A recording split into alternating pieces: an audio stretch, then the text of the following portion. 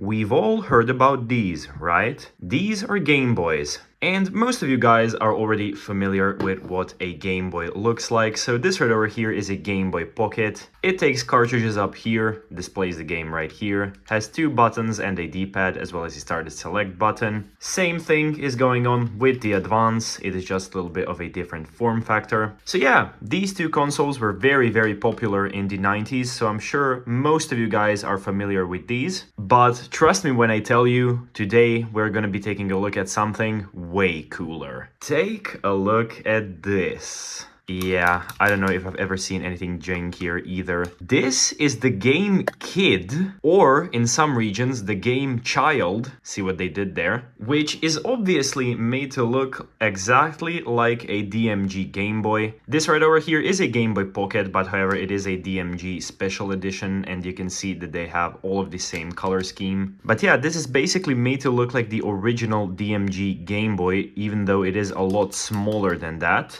You can see how it compares to the Game Boy Pocket. It is very much smaller than that, and it is also way smaller than the Advanced. Now, I'm sure you guys have a lot of questions about this. Why the hell does it say Invader over here? What do these two buttons do? What is QGH78? Why is this thing so light? And yeah, we're gonna be taking a look at all of that today. Now, I happen to have two of these consoles. One is a green one and one is the classic DMG style. And I got these a long time ago. I believe it was 5 years ago by now. I got them from an eBay auction for about $10 to $20. I think it was $10 plus like $5 or $6 shipping. And the craziest thing is that these have seemed to become much more valuable since then. Some of the boxed models are going on eBay for $100, which is absolutely crazy. So, what exactly are these? So the Game Kid or the Game Child went by all kinds of different names. Also, they went by interchangeable Game Child. Why was it called interchangeable? Well, this is how you change the game. So you pull this flap over here, and the entire screen assembly comes out like so. And then if you want to put a new game in, you take the new game with its separate screen and just place it in, and you can play basketball now. It is a pretty cool concept since these are all very simple games, so they don't really need anything else. They won't need full cartridges to house these. So these were produced in China all the way through the 1990s. They were sold all over the world in Chinese shops. If you want to find out more information, you can Google this QGH78. This is the universal number for all of these consoles. A list of 18 game cartridges for these exist, which will be on screen right now. And I happen to have two more extra, so soccer you've already seen and ice hockey right here. Now, from what I've been able to gather, soccer and ice hockey are very similar games. In soccer, you are a goalkeeper and you try to defend the ball from going in the goal. And that is the same thing with ice hockey. But basketball and Invader are a bit different. So I will start the game just to show you how this works. So if we press mode right over here, now it should say G1 up here, and now we can press start. And you can hear that it plays quite cool sounds. So yeah, I have no idea how this game is played. I don't think my right button also works correctly because my player isn't moving to the right but can move to the left, as you just saw. I have no idea how this is played. If any of you guys have figured it out, definitely leave it in the comments. But yeah, these games are very simple. They're pretty much the kind of games you would find on the Nintendo Game & Watch. So this is basically like the Game & Watch, but it is in a shape of a Game Boy. I don't know, I just think these look really cool, especially this one with the whole fake Game Boy aesthetic and the two circular buttons on the front. They're just really appealing and a very cool collection piece. Everybody always asks me about these when they come over and see them. And they do take the standard LR54 batteries. So that is this kind over here. I'm sorry, LR44 it is. These batteries are also known as AG10. So if you guys have one of these consoles, these are the ones that you'll need. And yeah, well, it's not quite the real thing. It doesn't even come close to a Game Boy. These probably made a lot of kids happy that didn't have enough money for Game Boys. So yeah, I guess these kind of have their place in history for that. So let's tear these guys down and see how the board inside looks, because I've actually never done that before and I'm quite interested in that. So I guess let's tear down this one because this one is non-working. I tried everything and it just won't work with the batteries, so I don't know what's up with it. But yeah, let's just tear it down. We'll take out the Invader cartridge right over here, and I'll also take off the battery cover.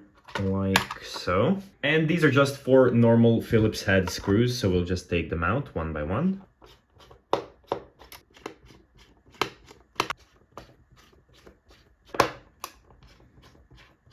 And yeah, now we can take this off. No way.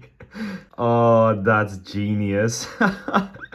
Wow, what a contraption. So this right over here is the entire circuit board, which is extremely funny. And compared to a regular Game Boy, which I can show you how it looks right now, I'll just put a picture on screen so I don't disassemble my pocket right now. This is just crazy. So this seems to be some kind of a regular speaker, but it is just so bad and flimsy. Wow. It has a grand total of 2 capacitors, which is amazing, and 1 single resistor. Wow, this is definitely technical engineering at its peak. And yeah, it also has some kind of yellow contacts for the buttons, and the battery contact seems to be fine, so I'm not sure why this is not functioning.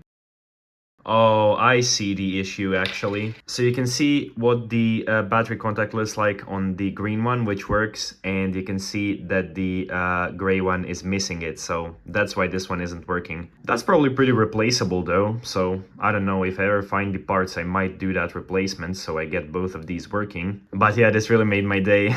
This circuit board is just incredible. It also says Q78 on it, revision 2. Where is revision 1 then? Actually, I don't even want to know. So yeah, let's just put this back together.